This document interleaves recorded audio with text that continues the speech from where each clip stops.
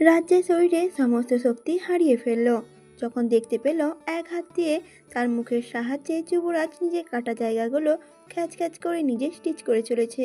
রাজ্যকে ভয় আর অবাকের চূড়ান্ত পর্যায়ে পৌঁছে দিয়ে যুবরাজ নিজেই নিজের হাতে সুনিপুণ ব্যান্ডেজ করে রাজ্যের পানে দৃষ্টি দিল। যুবরাজের বাদামি গভীর চোখে দৃষ্টি মিলতেই রাজ্য থরথর করে কেঁপে উঠল। যুবরাজকে তার দিকে এগোতে দেখে থরথর করে কেঁপে উঠল রাজ্যের দুটো ঠোঁট।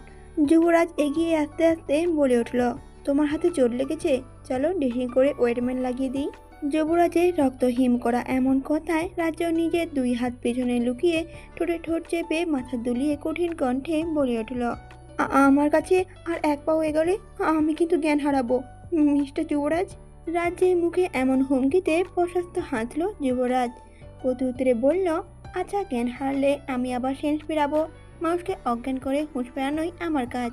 প্রত্যুত্তরে কাঁপা কাঁপা কণ্ঠে রাজ্য বলে উঠল, আমি একদম মজা করছি না, আমি সত্যি আমার সেন্স হারাচ্ছি। জড়িয়ে যাওয়া কণ্ঠে রাজ্য কোনো মতে কথাটি বলে চুপচাপ দাঁড়িয়ে রইল। তার আমি করে রাজ্যের দিকে হাত বাড়িয়ে রাজ্যের হাত স্পর্শ করার আগেই যুবরাজের বুকে লুটিয়ে পড়ল রাজ্য। জ্ঞান হারানোর আগে অস্পষ্ট স্বরে যুবরাজের উদ্দেশ্যে বলে উঠল, হুঁশে ফিরলে আপনাকে আমি দেখে নেব মির্জা আবিয়াজ শাহির যুবরাজ। যেই মেঘগুলো একটু আগেও পুরো আকাশকে থমথমে করে রেখেছিল, সেই মেঘগুলো এখন গলে গলে হালকা বর্ষণে রূপ নিয়েছে। গুমর নিস্তব্ধ রাত মুহূর্তে ব্যবধানে বৃষ্টির টুপটাপ ছন্দে মূর্ছনা তুলেছে। যুবরাজের গোল্ডেন পোশাক কুকুরটি বোধহয় এতক্ষণে তন্দাচ্ছন্ন হয়ে আছে। তবে এমন শীতল রোমাঞ্চকর পরিবেশে খুব উদাও হয়েছে যুবরাজের। আজকাল তো অ্যালকোহলও তাকে কাবু করতে ব্যর্থ হচ্ছে। রাজ্যের নিষ্পা মুখের দিকে এক দৃষ্টিতে অবাক হয়ে ভ্রু কুঁচকে তাকিয়ে রয়েছে যুবরাজ। রাজ্যের দিকে তাকিয়ে থাকতে থাকতে বিড়বিড় করে যুবরাজ বলে উঠল, এটা কি হলো? সামান্য এতটুকুই দেখে এই মেয়েটা জ্ঞান হারালো? এরকম পিঁপড়ার মতো আত্মা নিয়ে এই মেয়ে পুলিশের স্পেশাল ফোর্সে কিভাবে কাজ করে? হাও। তারপর রাজ্যের হাতগুলো ভালো করে পরখ করে নিল যুবরাজ। ধবধবে ফর্সা হাতটি একদম কবজি থেকে কোনই পর্যন্ত লম্বা মোটা হয়ে ছিলে দগদগে হয়ে আছে। মেয়েটি পুরো গলা জুড়ে যুবরাজের হাতে আঙুলের ছাপ স্পষ্ট। কপালেও সামান্য লালচে ফোড়া দেখা যাচ্ছে।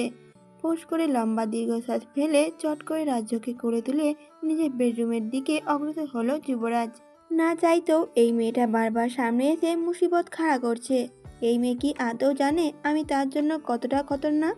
নিজের ধবধবে সাদা তুলতুলে নরম বিছানায় আলতো করে পরম মমতায় ভালোভাবে রাজ্যকে শুয়ে দিল যুবরাজ। বাড়িটা একটু নিচু করে মাথায় হাত বুলিয়ে পায়ের কাছে পাতলা কাঁথাটা কোমর পর্যন্ত টেনে এসির পাওয়ার কমিয়ে দিল। রাজ্যের ঘুমন্ত মুখোশী যুবরাজকে বারবার করে খুব করে কাছে টানছে। গোলাপি খসখসে ঠোঁট জোড়া যুবরাজের মনকে অশান্ত করে তুলছে থেকে থেকে। যুবরাজ অস্থির মনকে শান্ত করতে না পেরেই টুপ করে নিজের উষ্ণ মসৃণ অধৈর্যরা ছুঁয়ে দিল রাজ্যের শীতল খসখসে ঠোঁটে। এরপর দ্রুত নিজেকে স্বাভাবিক করে উঠে দাঁড়ালো সে। নিজেকে নিজেই ভুজুং ভাজুং বুঝিয়ে মেডিকেট বক্সটা নিয়ে রাজ্যের পাশে একটা চেয়ার টেনে বসলো যুবরাজ। রাজ্যের চিকন সরু হাতটি টেনে নিয়ে একটা কটন প্যাডে হ্যাক্সিসল লাগিয়ে সামান্য ফু দিয়ে ক্ষতটা পরিষ্কার করে নিল যুবরাজ।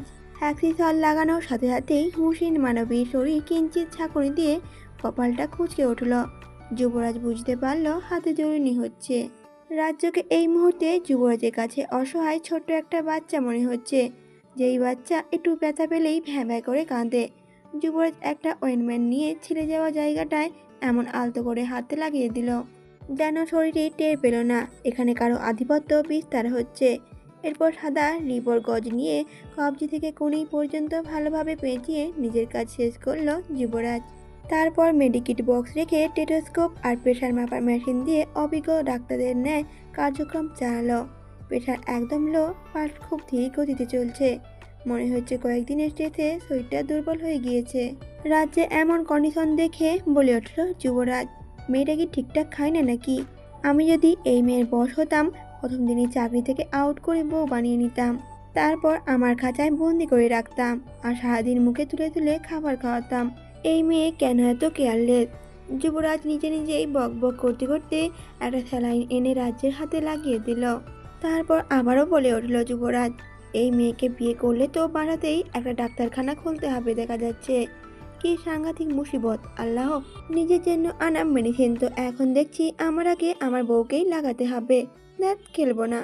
এদিকে এনি বেঞ্জির আশপির বাসায় নিচে 2 ঘন্টা ধরে দাঁড়িয়ে দাঁড়িয়ে রাজ্যকে ফোনের উপর ফোন দিয়ে যাচ্ছে, কিন্তু বেচারি রাজ্য ফোন তো রিসিভ করছেই না, আর মেসেজ দিয়েও কোনো ফিডব্যাক জানাচ্ছে না। অ্যানি এবার বিরক্ত হয়ে বলে উঠল, আমাকে মেসেজ পাঠিয়ে এই মেয়ে কোথায় গেল? গুড়ি গুড়ি বৃষ্টি পড়ছে শুরু করেছে অলরেডি, এত রাতে একা একা বাড়ি ফিরবো কিভাবে? এভাবে একা একা বিড়বিড় করতে করতে চতুরানী চারপাশে তীক্ষ্ণ নজর বুলালো।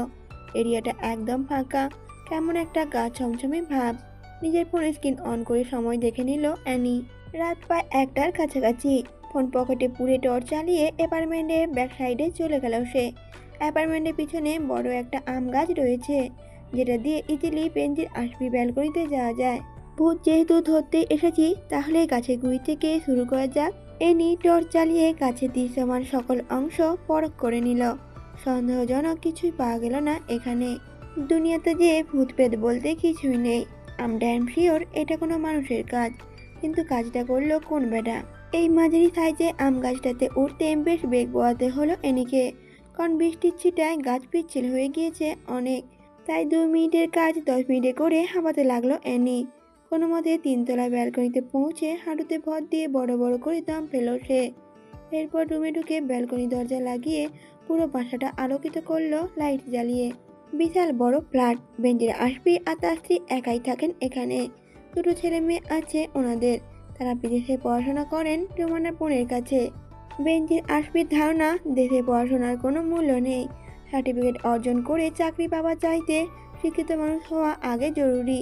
এরই মনে মনে ভাবে, ভদ্রলোকের নীতি ঠিক আছে, এত এত লেখাপড়া করে যদি মানুষই না হওয়া গেল, তবে কিসের দাম রইল এত বড় ডিগ্রির?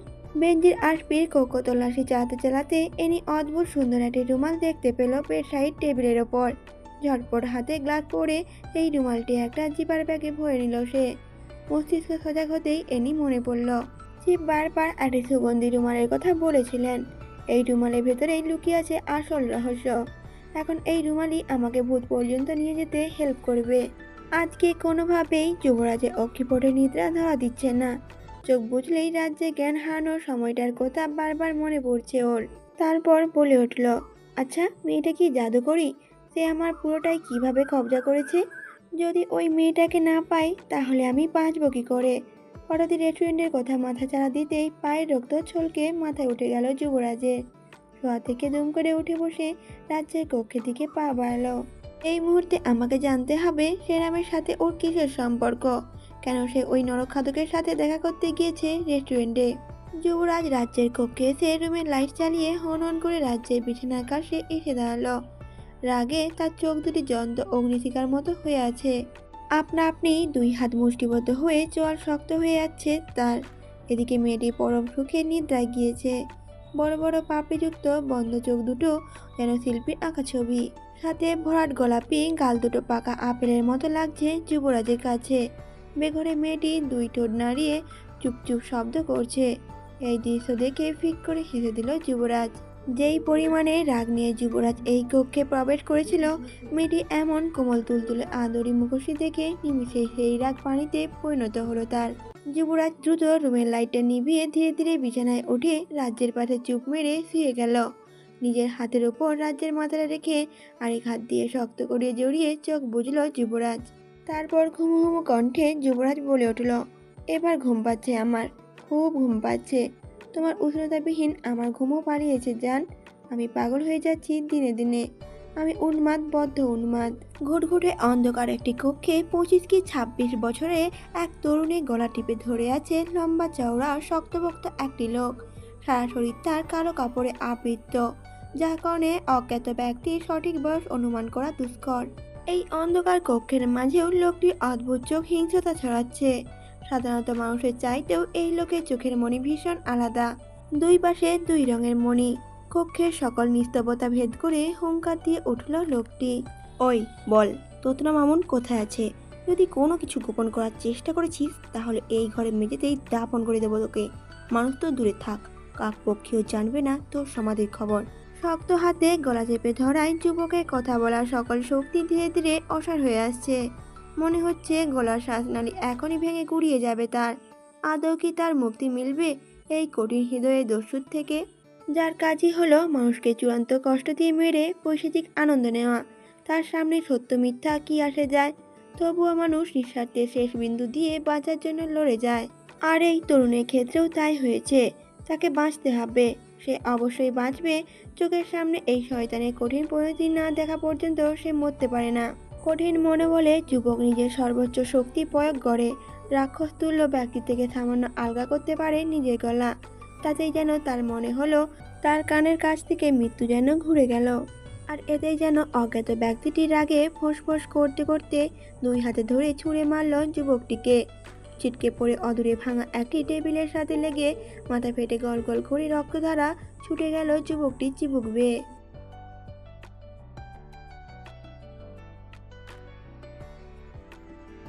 ছেলেটি তখন হাত দিয়ে মাথা ফাটা অংশটি চেপে ধরে জড়িয়ে যাওয়া কণ্ঠে সর্বোচ্চ তেজ ঢেলে ছেলেটি বলে উঠল, যুবরাজ ভাই, তোতলা মামুনকে আগুনে পুড়িয়ে মেরে ফেলেছে।